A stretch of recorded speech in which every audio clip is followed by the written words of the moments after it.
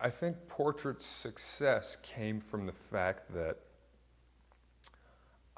you know, the Nothing Records publicity machine, I think they made critics and fans expect something particular because everybody was familiar with what Nine Inch Nails sounded like, and here they have their own label, and this is a new band that they're signing. I guess they expected us to be more industrial when we were more of a rock band, because we didn't work with anything. We didn't work with any sequencing or drum machines.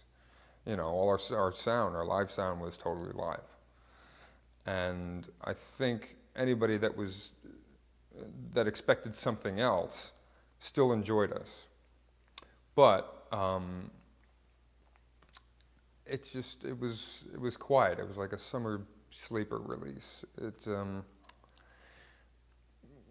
like in our earliest days, rock fans, you know, it wasn't quite rock enough for rock fans, or it was too industrial for rock fans, or it wasn't rock enough for industrial fans, or, you know, it was, people weren't sure how to take it. But the songs themselves are what got people to buy it and to listen to it and to tell their friends to buy it. So I think it's a great first record, and I think it's a great first release because it wasn't over promoted. It wasn't like the label saying, driving the product. You know, they let people buy it. They didn't tell people to buy it. They let people buy it. And that's really how it's got to be done. At least with a rock band like us, you know, or like we were. We had a date in Salt Lake City at the American Airlines Arena. And we were told, not so early in the day.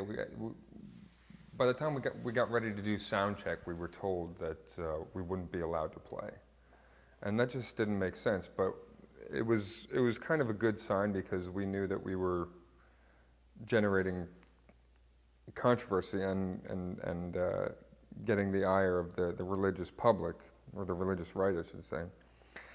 And that was why I guess we were not permitted to play. We felt there was nothing to warrant banning us from playing. And we had gotten attention from parents groups and family groups and Christian groups before this. However, this was a very big venue, and we were told we couldn't play. And at some point, before Nine Inch Nails went on, Brian came out, and Trent said something, and Brian said something defamatory about the church, and he ripped up a Bible or a Book of Mormon. And of course, the crowd goes wild. And, you know, as far as I was concerned, I just wanted to play the show. And but I knew that, you know, the religious right that complains about you know, things that shouldn't be seen or heard, they always forget that, you know, talking about it is only going to promote it.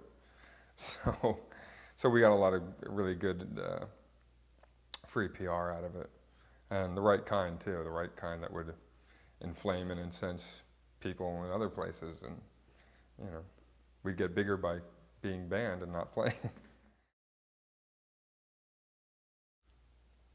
Again, I think it was simply a matter of people hearing about even one verse of lyrics, one set of lyrics, or just a line in a song. You know, a parent hears, you know, hears some what they consider bad words coming out of the stereo, and all of a sudden they have to take control of their child. You can't listen to this. The kid fights back, and then all of a sudden they boycott the shows. Well, if you stand outside our show picketing with signs, you're just going to draw more attention to it, and maybe we'll get like 10 more people in. So like I said, like in the early days, you know, we would do something crazy or shocking on stage, and people would exaggerate.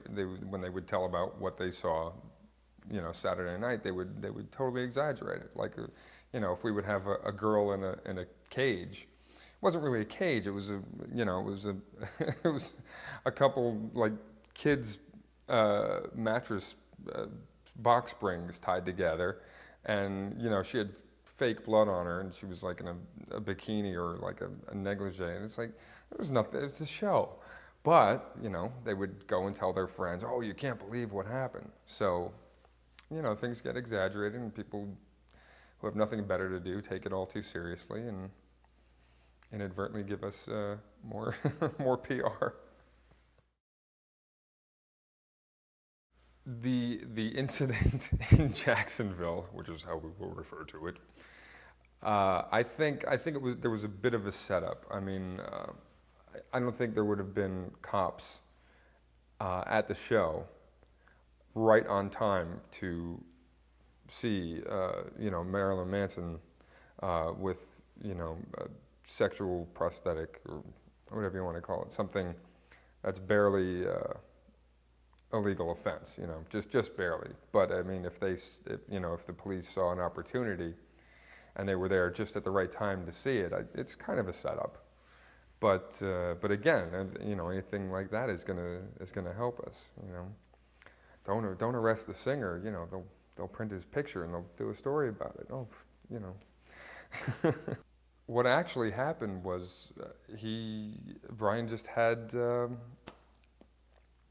To the best of my memory, he was just doing his regular act, and he had like a dildo, or took it out of a lunchbox, and he wore it. Something very simple. I don't know if it was anything illegal, but like I said, the cops were just there awfully conveniently, and we had a reputation before we got there. And Jacksonville is very, very right wing, very, very conservative. I mean, it's the buckle on the Bible Belt. So.